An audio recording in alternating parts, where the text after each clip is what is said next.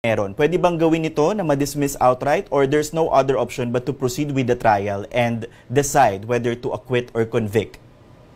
Ako, I'd like to believe na ang may karapatan lang na mag-move to dismiss a case, yung defense panel. Kasi sa nakakita ng judge nag-move to dismiss. Even assuming na after they have convened, after they have taken their oath, doon, di ba, I don't know, hindi ko nasundan yung kung before or after taking their oath as senator judges na nag-move si Senator De La Rosa Both, sir. ng dismissal. Both, If sir. before, lalo, ha? Before, After? isa pong before, Kung bago before, po mag-convene, hindi pa and na- then inulit niya po Lalong- after.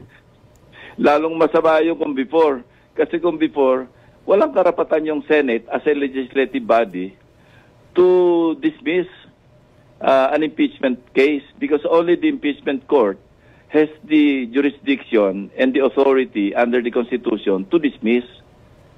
Mhm. Di ba? Pero kung even after yung ma-constitute na sila as an impeachment court, parang hindi pa rin proper because I cannot imagine a judge presiding over a case, no? A hearing. Siya mismo mag-move to dismiss.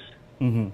So only the defense panel should do etong move Yeah, to dismiss. of course. And they can only do that kapag nag-start yung trial. Nagta-trial, yeah, pag may trial na. Okay. And this O, early... yung ng evidence of prosecution, di ba may tinatawag tayo sa korte yung demurrer to evidence na hindi na kami mapepresenta ng aming defense kasi mahina naman ang kaso nyo, mag-demurrer to evidence na lang kami. And sometimes, nag-grant yung demurrer to evidence na dinidismiss ng court yung kaso.